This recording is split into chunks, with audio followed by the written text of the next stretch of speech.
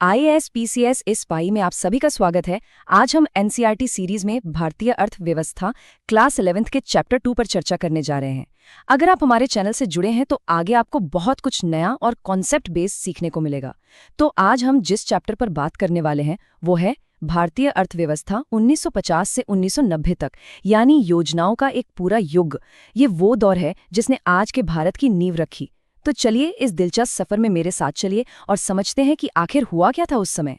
तो आज हम किन किन मुद्दों पर बात करेंगे। सबसे पहले तो यही समझेंगे कि आज़ाद भारत ने अपनी आर्थिक राह चुनी कैसे। फिर हम देखेंगे कि जो पंचवर्षीय योजनाएं बनी उनके लक्ष्य क्या थे, क्या हासिल करना चाहते थे हम। और हाँ, इन योजनाओं के पीछे किसका दिमाग था, मतलब योजनाओं के निर्माता कौन थे। खासकर महालनोबिस जी के बारे में बात करेंगे। और फिर जो सबसे जरूरी था, हमारा कृषि क्षेत्र, उस पर इन सुधारों और क्रांति का क्या असर हुआ। और आखिर में एक पूरा लेखा जोखा लेंगे कि क्या सफल रहा और क्या नहीं। तो चलिए शुरू करते हैं। जरा सोचिए, तारीख है 15 अगस्त 1947। 200 साल की गुलामी के बाद भारत आज़ाद था। हम अपनी किस्मत खुद लिखने के लिए आज़ाद थे। लेकिन जानते हैं, ये आज़ादी अपने साथ एक बहुत भारी जिम्मेदारी लेकर आई थी। अंग्रेजों ने हमारी अर्थव्यवस्था को एक ऐसी हालत में छोड़ा था जिसे हम गतिहीन अर्थव्यवस्था या स्टैग्नेंट इकोनॉमी कहते हैं। मतलब सब कुछ रुका हुआ था, ठहरा हुआ। अब हमारे नेताओं के कंधों पर यह जिम्मेदारी थी कि इस रुके हुए देश को फिर से कैसे दौड़ाया जाए, कैसे पटरी पर लाया जाए। तो उस नए सवेरे में सबसे बड़ा सवाल क्या था? यही कि ठीक है, हम आज़ाद हो गए, पर अब आगे क्या? हम अपने देश को चलाएंगे कैसे? कौन सा इकोनॉमिक सिस्टम, कौन सी आर्थिक प्रणाली अपनाएं? एक ऐसा सिस्टम जो सिर्फ कुछ गिने चुने लोगों को अमीर न बनाए, बल्कि देश के हर नागरिक, हर गरीब का भला करे। ये एक बहुत बड़ा, बहुत ही गहरा सवाल था, नहीं? वो कौन सा रास्ता होगा जो हमें एक मजबूत और खुशहाल राष्ट्र बनाएगा? देखिए, उस वक्त दुनिया में मोटे तौर पर दो ही रास्ते दिख रहे थे। एक था पूंजीवाद, जिसे हम कैपिटलिज्म कहते हैं। इसमें सब कुछ बाजार पर छोड़ दिया जाता है। आप कह सकते हैं कि बाजार ही राजा है।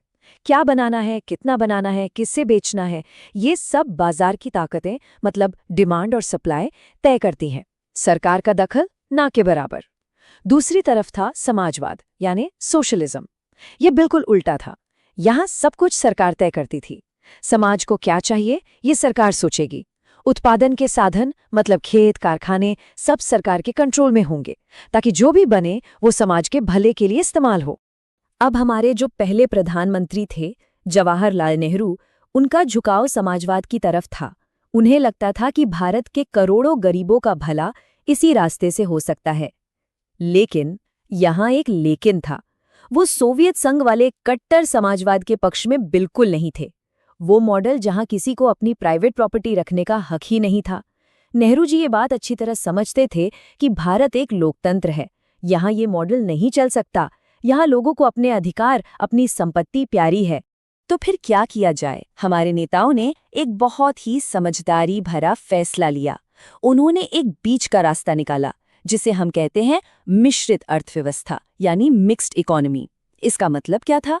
इसका मतलब था कि हम समाजवाद की अच्छी बातें भी लेंगे और पूंजीवाद की भी। मतलब सरकार भी रहेगी और प्राइवेट बिजनेस भी रहेगा। दोनों मिलकर देश को आगे बढ़ाएंगे। जो काम बहुत जरूरी हैं और जिन्हें प्राइवेट कंपनियां शायद ना करें, जैसे सड़कें बनाना, स्कूल चलाना, वो सरकार करेगी।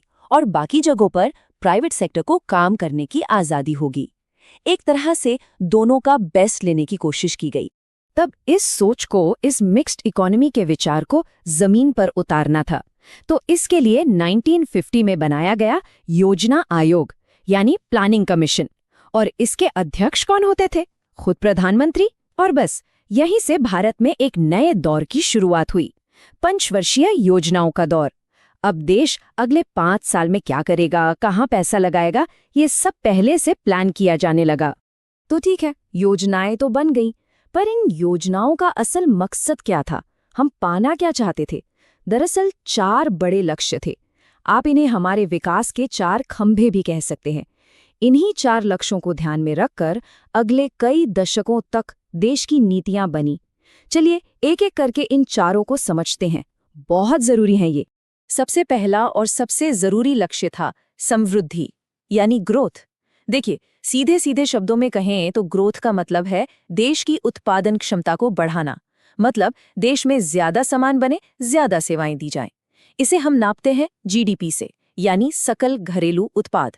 जीडीपी को ना आप एक केक की तरह समझ लीजिए। ग्रोथ का मतलब है इस केक का साइज बड़ा करना, क्योंकि केक जब बड़ा होगा तभी तो सबको थोड़ा थोड़ा हिस्सा मिल पाएगा, है ना? अगर देश में उत्पादन ही नहीं बढ़ेगा तो लोगों की जिंदगी बेहतर कैसे होगी? लेकिन यहाँ एक बहुत ही मजेदार बात है।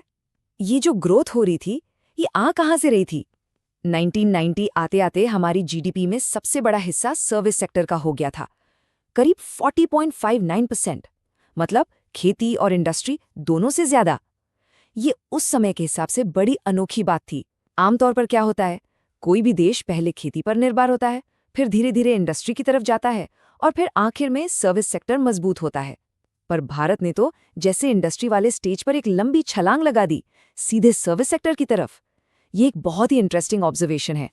दूसरा लक्ष्य था आधुनिकीकरण, यानी मॉडर्नाइजेशन। अब देखिए, आधुनिकीकरण का मतलब सिर्फ ये नहीं था कि हम फैक्ट्रियों में नई मशीनें ले आएं या खेतों में नए बीज डाल दें। नहीं नहीं, इसका एक बहुत गहरा सामाजिक पहलू भी था। इसका मतलब था कि हमारी सोच भी आधुनिक हो। जैसे ये मानना कि महिलाओं को भी पुरुषों के बराबर अधिकार मिलने चाहिए। उनकी काबिलियत का इस्तेमाल सिर्फ घर की चारदीवारी में नहीं, बल्कि बैंकों में, स्कूलों में, कारखानों में, हर जगह होना चाहिए। ये था असली मॉडर्नाइजेशन। तीसरा लक्ष्य, ये बहुत ही महत्वपूर्ण था उस समय के हिसाब से, आत्मनिर्भरता यानी सेल्फ रिलायंस। सोचकर देखिए, एक देश जो 200 साल गुलाम रहा हो, उसके लिए आत्मनिर्भर होने से बड़ा क्या हो सकता है? इसका मतलब था कि हम अपनी ज़रूरतों के लिए, खासकर खाने पीने की चीज़ों के लिए, दूसरे देशों पर निर्भर ना रहें। हम अपना अनाज खुद उगाएं। ऐसा क्यों? ताकि हमारी संप्रभुता, हमारी सॉवरेनिटी बनी रहे, ताकि कोई दूसरा देश हम पर दबाव न डाल सके। डर यही था कि अगर हम खाने के लिए भी दूसरों के मोहताज हो गए तो वो हमारी नीतियों में, हमारे फैसलों में दखलंदाजी करने लगेंगे। और फिर आता है चौथा और शायद सबसे अहम लक्ष्य, समानता यानी इक्विटी। सोचिए, देश की जीडीपी बढ़ रही है, हम आधुनिक हो रहे हैं, आत्मनिर्भर भी बन रहे हैं, लेकिन इसका क्या फायदा अगर देश की ज्यादातर आबादी गरीब की गरीब ही रह जाए? तो इक्विटी का लक्ष्य ये था कि विकास का फायदा सिर्फ कुछ अमीर लोगों की तिजोरियों में ना जाए, बल्कि देश के सबसे गरीब इंसान तक भी पहुंचे। अमीर और गरीब के बीच की जो खाई है उसे कम किया जाए। हर भारतीय को कम से कम रोटी, कपड़ा, मकान, शिक्षा और स्वास्थ्य जैसी बुनियादी जरूरतें तो मिलें। तो अब सवाल ये उठता है कि ये जो इतनी बड़ी बड़ी योजनाएं बन रही थी, इनके पीछे दिमाग किसका था? Who was the architect? वैसे तो बहुत लोगों का योगदान था, पर एक नाम है जो सबसे ऊपर आता है, जिसे भारतीय योजना का निर्माता कहा जाता है।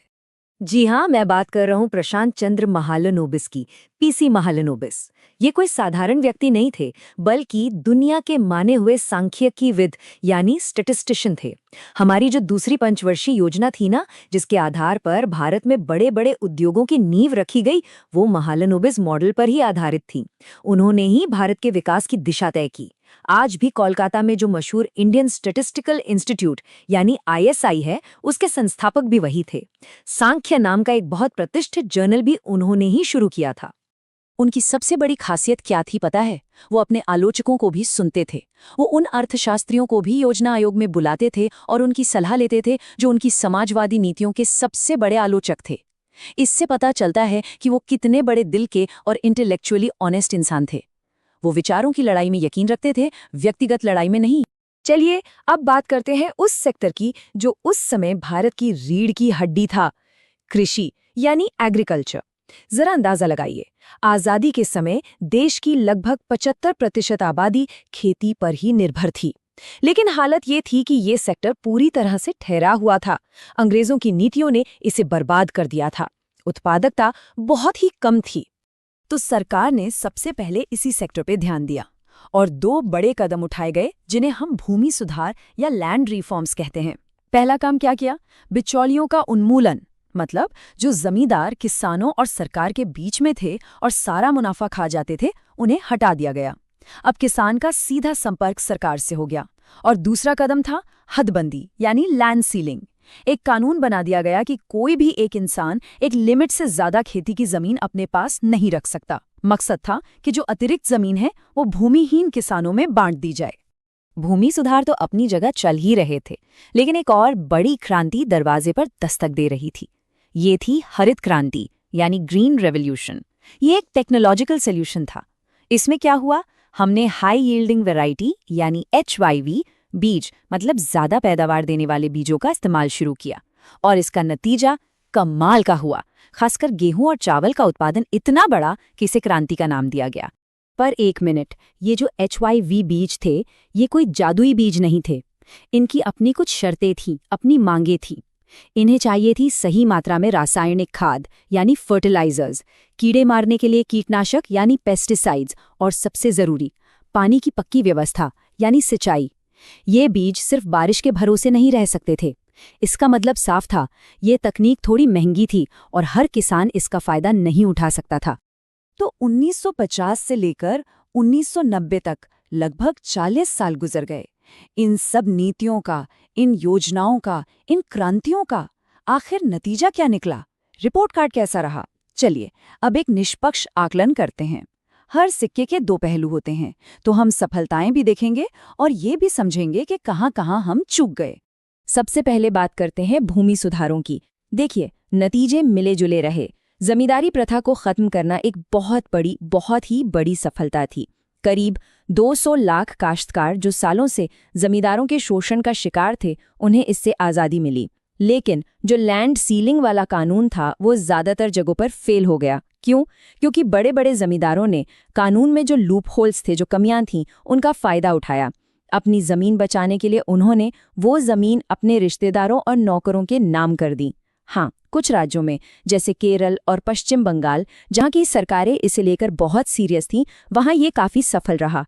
पर इसका सबसे दुखद पहलू ये था कि जो भूमिहीन मजदूर थे, उन्हें इसका कोई खास फायदा नहीं मिल पाया। अब आते हैं हरित क्रांति पर।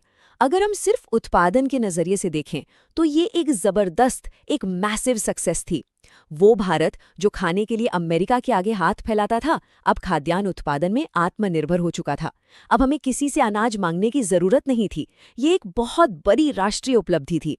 लेकिन इस सफलता की एक कीमत भी थी। इसके भी कुछ डार्क साइड्स थे। शुरू में इसका फायदा सिर्फ कुछ अमीर राज्यों जैसे पंजाब, आंध्र प्रदेश और तमिलनाडु को ही मिला। और फसल भी कौन सी? ज्यादातर गेहूं। इससे हुआ ये कि अमीर और गरीब किसानों के बीच और अलग-अलग राज्यों के बीच असमानता और बढ़ गई। जिसके पास पहले से पैसा और पानी था, वो और अमीर हो गया। तो आखिर में हम क्या कह सकते हैं? 1950 से 1990 का ये जो पूरा दौर था, इसने भारतीय अर्थव्यवस्था की एक मजबूत नींव तो जरूर रखी, इसमें कोई शक नहीं है। लेकिन इसने अपने पीछे कुछ बहुत बड़ी चुनौतियां, कुछ बहुत मुश्किल सवाल भी छोड़े। और यहीं पर आज की हमारी चर्चा एक बड़े सवाल पर आकर खत्म होती है कि इस दौर की जो विरासत थी, जो लेगेसी थी, वो आने वाले भारत के लिए एक मजबूत नींव थी या एक बोझ जिसे उतार फेंकना जरूरी हो गया था। 1991 में जो बड़े आर्थिक सुधार हुए, वो इसी सवाल का जवाब थे। उन सुधारों की कहानी पर हम अपनी अगली चर्चा में विस्तार से बात करेंगे।